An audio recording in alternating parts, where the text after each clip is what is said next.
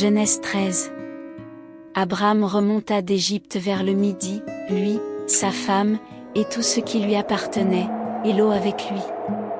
Abraham était très riche en troupeaux, en argent et en or.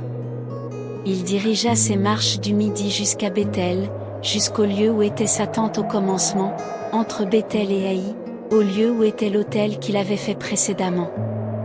Et là, Abraham invoqua le nom de l'Éternel. Lot, qui voyageait avec Abraham, avait aussi des brebis, des béhufs et des tentes. Et la contrée était insuffisante pour qu'ils demeurassent ensemble, car leurs biens étaient si considérables qu'ils ne pouvaient demeurer ensemble. C'est il y eut querelle entre les bergers des troupeaux d'Abraham et les bergers des troupeaux de Lot. Les Cananéens et les Phéréziens habitaient alors dans le pays. Abraham dit à Lot, qu'il n'y ait point, je te prie, de dispute entre moi et toi, ni entre mes bergers et tes bergers, car nous sommes frères. Tout le pays n'est-il pas devant toi? Sépare-toi donc de moi, si tu vas à gauche, j'irai à droite, si tu vas à droite, j'irai à gauche. Lot leva les yeux, et vit toute la plaine du Jourdain, qui était entièrement arrosée. Avant que l'Éternel eût détruit Sodome et Gomorrhe, c'était, jusqu'à Tsoar, comme un jardin de l'Éternel, comme le pays d'Égypte. Lot choisit pour lui toute la plaine du Jourdain, et il s'avança vers l'Orient. C'est ainsi qu'ils se séparèrent l'un de l'autre. Abraham habita dans le pays de Canaan, et Lot habita dans les villes de la plaine, et dressa ses tentes jusqu'à Sodome. Les gens de Sodome étaient méchants, et de grands pécheurs contre l'Éternel. L'Éternel dit à Abraham, après que Lot se fut séparé de lui, lève les yeux, et, du lieu où tu es, regarde vers le nord et le midi, vers l'Orient et l'Occident, car tout le pays que tu vois, je le donnerai à toi et à ta postérité pour toujours. Je rendrai ta postérité comme la poussière de la terre, en sorte que, si quelqu'un peut compter la poussière de la terre, ta postérité aussi sera comptée. Lève-toi, parcours le pays dans sa longueur et dans sa largeur, car je te le donnerai. Abraham leva ses tentes, et vint habiter parmi les chênes de Mamré, qui sont près d'Hébron. Et il bâtit là un autel à l'Éternel.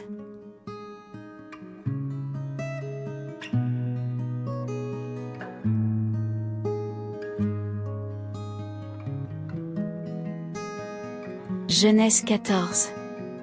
Dans le temps d'Amraphel, roi de Shinéar, d'Arjok, roi d'Élazar, de Kédorlaomé, roi d'Élam, et de Tidil, roi de Gojim, il arriva qu'ils firent la guerre à Béra, roi de Sodome, à Birsha, roi de Gomorrhe, à Shinab, roi d'Adma, à Shemébé, roi de Tseboïm, et au roi de Béla, qui est Tsoar. Ces derniers s'assemblèrent tous dans la vallée de Siddim, qui est la mer Salée. Pendant 12 ans, ils avaient été soumis à Kédorlaomé, et la 13e année, ils s'étaient révoltés. Mais, la 14e année, Kédorlaomé et les rois qui étaient avec lui se mirent en marche, et ils bâtirent les Rephaïm à Ashtaroth-Karnaïm, les Uzim à Ham, les Émim à Shavé-Kirjataïm, et les Horiens dans leurs montagnes de Séhir, jusqu'aux chênes de Paran, qui est près du désert. Puis ils s'en retournèrent, vinrent à Mishpat, qui est Kadès, et bâtirent les Amalécites sur tout leur territoire, ainsi que les Amoréens établis à Hatzatson-Tamar.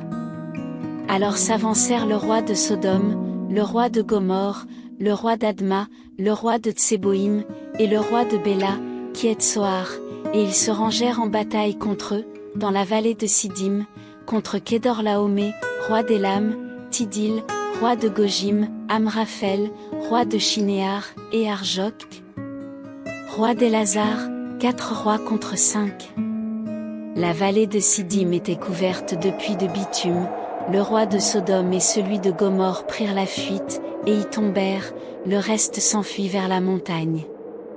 Les vainqueurs enlevèrent toutes les richesses de Sodome et de Gomorrhe, et toutes leurs provisions, et ils s'en allèrent.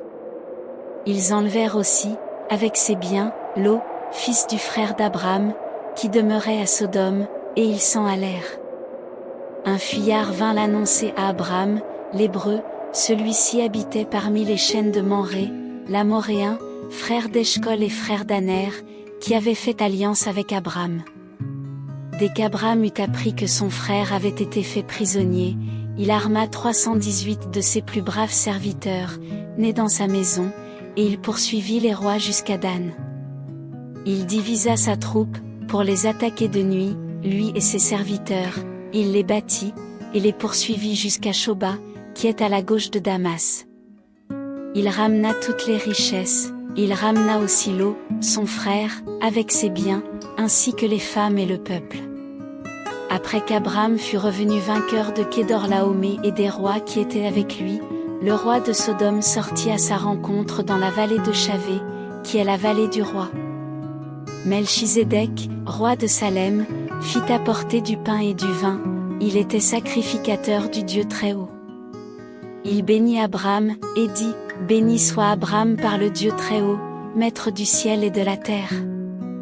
Béni soit le Dieu Très-Haut, qui a livré tes ennemis entre tes mains. » Et Abram lui donna la dîme de tout. Le roi de Sodome dit à Abram, « Donne-moi les personnes, et prends pour toi les richesses. » Abram répondit au roi de Sodome, « Je lève la main vers l'Éternel, le Dieu Très-Haut, maître du ciel et de la terre, je ne prendrai rien de tout ce qui est à toi, pas même un fil, ni un cordon de soulier, afin que tu ne dises pas, j'ai enrichi Abram. Rien pour moi.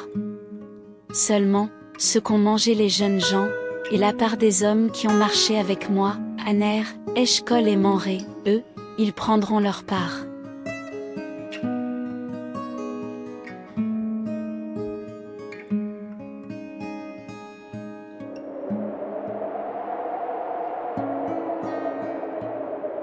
Genèse 15.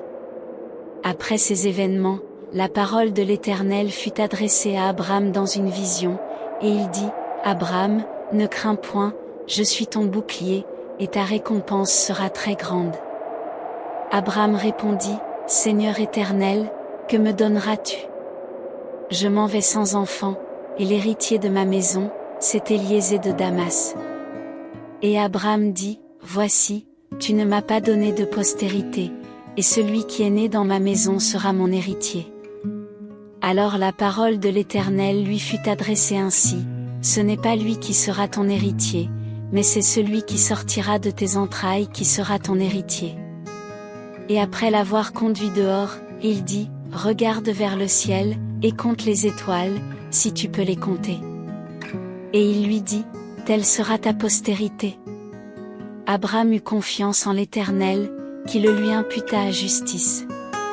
L'Éternel lui dit encore, « Je suis l'Éternel, qui t'ai fait sortir d'Ur en Chaldée, pour te donner en possession ce pays. » Abram répondit, « Seigneur Éternel, à quoi connaîtrai-je que je le posséderai? » Et l'Éternel lui dit, « Prends une génisse de 3 ans, une chèvre de 3 ans, un bélier de 3 ans, une tourterelle et une jeune colombe. » Abram prit tous ces animaux, les coupa par le milieu, et mit chaque morceau l'un vis-à-vis de l'autre, mais il ne partagea point les oiseaux. Les oiseaux de proie s'abattirent sur les cadavres, et Abram les chassa. Au coucher du soleil, un profond sommeil tomba sur Abram, et voici, une frayeur et une grande obscurité vinrent l'assaillir. Et l'Éternel dit à Abram, « Sache que tes descendants seront étrangers dans un pays qui ne sera point à eux, ils y seront asservis, et on les opprimera pendant 400 ans. Mais je jugerai la nation à laquelle ils seront asservis, et ils sortiront ensuite avec de grandes richesses. Toi, tu iras en paix vers tes pères, tu seras enterré après une heureuse vieillesse. À la 4e génération, ils reviendront ici, car l'iniquité des Amoréens n'est pas encore à son comble. » Quand le soleil fut couché, il y eut une obscurité profonde, et voici, ce fut une fournaise fumante, et des flammes passèrent entre les animaux partagés. En ce jour-là, l'Éternel fit alliance avec Abram, et dit, « Je donne ce pays à ta postérité, depuis le fleuve d'Égypte jusqu'au grand fleuve, au fleuve d'Euphrate, le pays des Kéniens, des Kénisiens, des Cadmoniens, des Étiens, des Phéréziens, des Rephaïm, des Amoréens, des Cananéens, des Girgasiens et des Jébusiens.